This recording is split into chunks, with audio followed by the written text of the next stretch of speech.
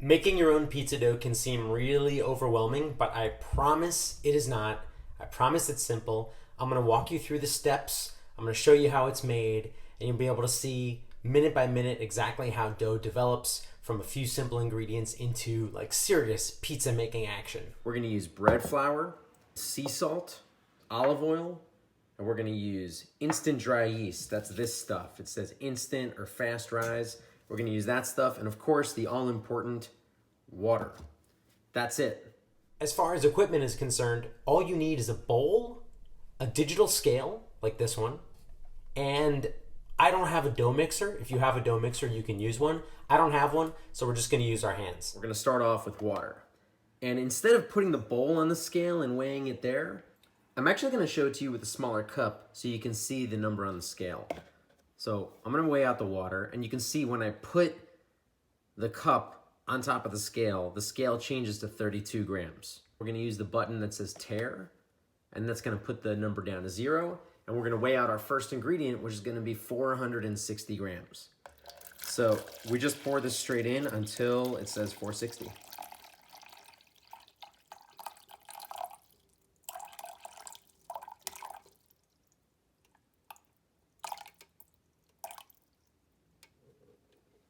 Perfect.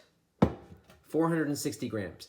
Now I'm going to weigh everything else using the giant bowl, but you're not going to be able to see the number, so you just have to believe me, okay? So I'm going to take that water and I'm putting it right into the bowl.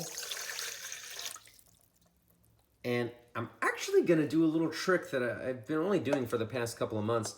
I'm going to take a little bit of water out, maybe 40 or 50 grams out, and I'm going to save it for later. It's going to help me dissolve my salt later in the game. So right now we've got on the scale 460 grams of water, which is about 2 cups. Now I'm going to hit the button down below. I'm going to hit the button that says tare. So now it's down to 0, and we're going to add in 700 grams of bread flour. I went a little overboard, but now I'm exactly at 700 grams. It's time to add in our last ingredient before we start to mix. I zero out the scale, and then I'm going to add in 3 grams of instant dry yeast. Now this is the stuff that's instant. It says fast rise on the package. You can use any company that you want, but this is not active dry yeast. This is instant yeast. And I'm talking about 3 grams of it, which is about 1 teaspoon. So I try to get a little bit of a spread over it. And then since I've weighed everything, I'm going to move my scale out of the way just so you can see the mixing process. The first thing I do is try to mix together that yeast and that flour, just so that it's a little bit more even once I start getting the water involved. And now I kind of start in the center and I use my fingers in this kind of motion. That's the best explanation I can use. I use my fingers to slowly incorporate the flour, because at this stage, our only hope is to get all the dry bits of flour incorporated into the water. And I'm going to stop when all the flour is incorporated.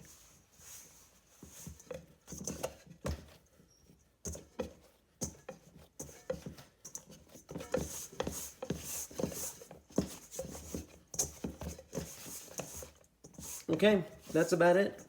Once the flour, water, and yeast are together, we want to give them about 20 minutes to relax. The reason for that is we want the yeast to start to activate before we add the salt. The salt is going to pull water out of the yeast, which is going to slow it down. We're also waiting to add the oil because the oil is going to get in the way of gluten formation. We're waiting for both of those until after the 20 minutes. So let's cover the top of our bowl and we'll let it rest.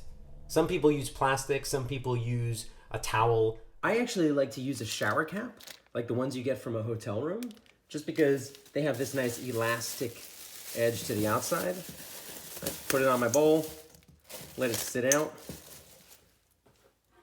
Then I set my timer for 20 minutes.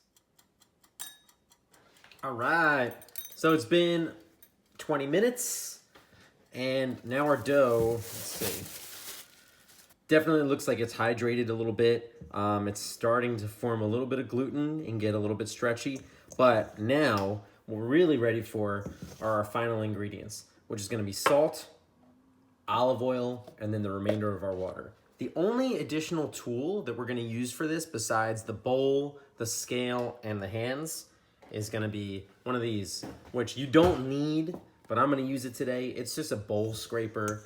It's curved, so you can kind of get the dough out wherever you need. So, all right, let's just get right into it. Next, we add our salt. And to add the salt, I like to do it in little bits. So I pour some of the salt on top of the dough, and then I want to press it into the dough. This way it's going to stick and it's going to start to dissolve.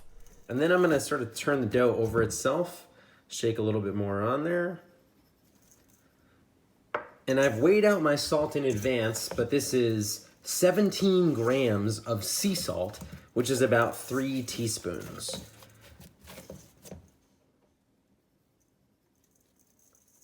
And that's it.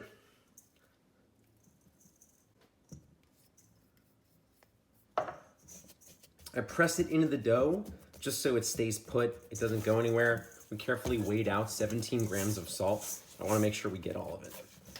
So next thing we're gonna add in here is just like a little tiny splash of the water, just a little bit.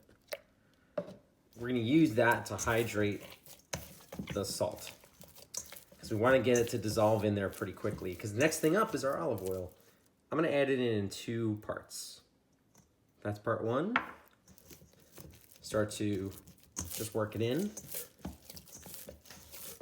So this move I'm doing is I'm using my fingers to pull it up and then using my palm to push it down.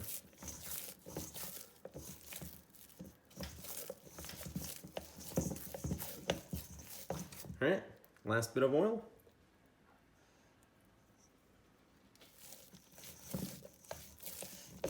All right, start adding in the last bits of our water. Just a little bit at a time. If we add too much water at this point, then it's gonna come apart. Our dough is gonna start to rip.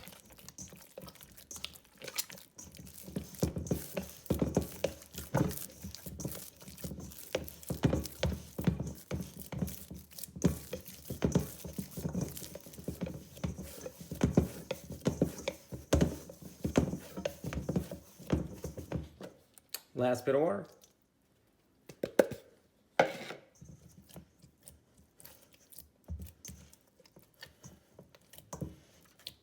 So at this point of the mixing process, it's all together. No little bits left over. And I'm actually gonna take it out of the bowl. I'm gonna put a little bit of flour on my table. I'm gonna let it sit here for maybe 2 minutes while it relaxes. And then after that 2 minutes, I'm gonna pick it up and I'm gonna do the final knead. So after the 2-minute rest, we're actually gonna do a little test. It's called the Windowpane Test. We'll grab a little pinch of the dough, and what we wanna see is that it doesn't rip right away. So if we can pull it out into a really thin sheet, then we're done. This can get pretty thin, but it's not done yet. It's ripping a hole. So that's okay, because we have our final stage of the knead built in right here. And to do this final stage, it's the same thing that we did in the bowl, but on the table. We're gonna pull it back over itself and then push it down with the palm of the hand. Then we rotate it, pull it back over and push it down. Turn it down, across. And then it becomes this kind of fluid motion. Here, I'll do it in slow motion again. Turn it, fold it over, push it. And when we push it, we don't want to rip it. We just want to push the dough into itself. Turn it, fold it over, push it. And you'll see that it doesn't take long for it to become a much smoother mass on the top. That's what we're looking for. And really what did that was the fact that we let it sit and rest for a couple of minutes. All right. Looking good. Let's let it rest for 2 minutes. Now let's do that little test again. Grab a little bit from the outside. Ooh, this is good. It's peeling out nicely, no immediate holes. All right, this is ready to go. I'm gonna divide it, I'm gonna weigh it, and then we're gonna store it in the fridge overnight. So before we prep this, I'm gonna prep my storage containers. I've got 4 of these things, and in each one of them, I'm gonna put a little bit of oil, really not much, and I'm just gonna take that oil and spread it around and make sure that I coat all the surfaces on the inside.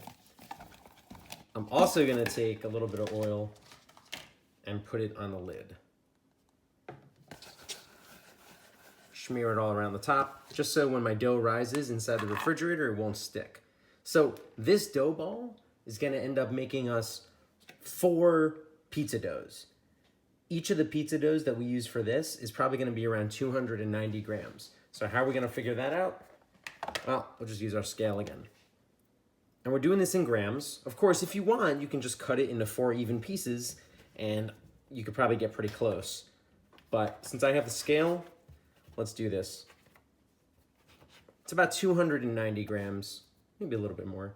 Whoa, 342.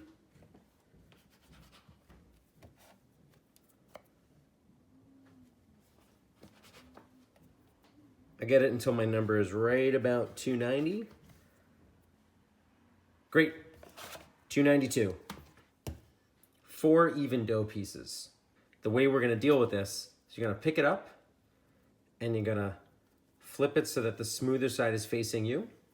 And then gently, you're gonna pull it back behind itself. Okay? Then we turn it so the smooth side is always facing us, and we turn it back. And we do this again and again, 5 or 6 times, really until we get kind of like a smooth top, like this. Now, the most important part of the whole deal is you gotta turn it over and make sure that this part is all smushed in together. You don't want any loose seams on this. If you have a loose seam, then that's gonna spell bad news for once you stretch out your dough. That's a dough ball. Let's do it again. Smooth side, put it around back, turn it. Fold it around back without breaking it, turn it. And then again and again until you start to see smooth outside. Nice smooth outside means we're gonna get a nice even rise. And once again,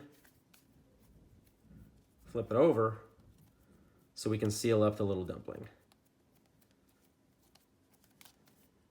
So then you just pick it up,